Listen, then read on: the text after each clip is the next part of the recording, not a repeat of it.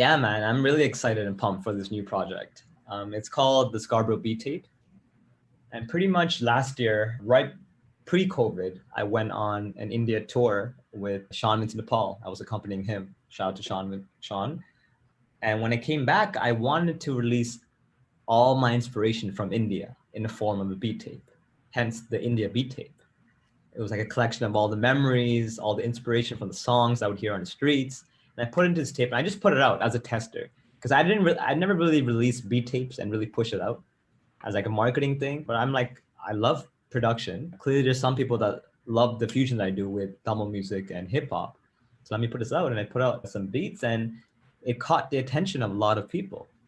And, organically it's almost at like 200,000 streams on Spotify.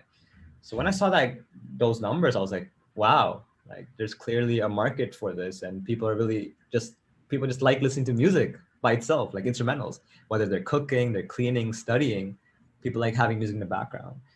And from that moment on, I decided, I'm like, this is before COVID again. I thought I would be traveling the world, going to different countries. And the whole goal was every country I would go, I would take in all the inspiration and I would release in the form of a beat tape. So like the China beat tape, the Greece beat tape, things like that. That was the whole idea and concept behind the series. And then when COVID came and now stuck in quarantine, I'm always making beats in my room, in my home studio every day. And growing up in Scarborough, I'm like, I just got this idea one day. I'm like, hey, like there's so much inspiration that I've got from being home, right?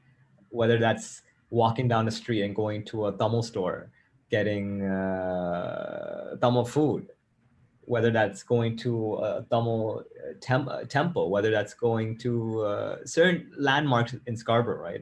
I'm always taking inspiration for all the things around me.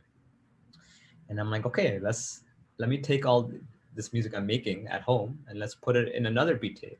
And this time, let's have it be a love letter to the city that raised me.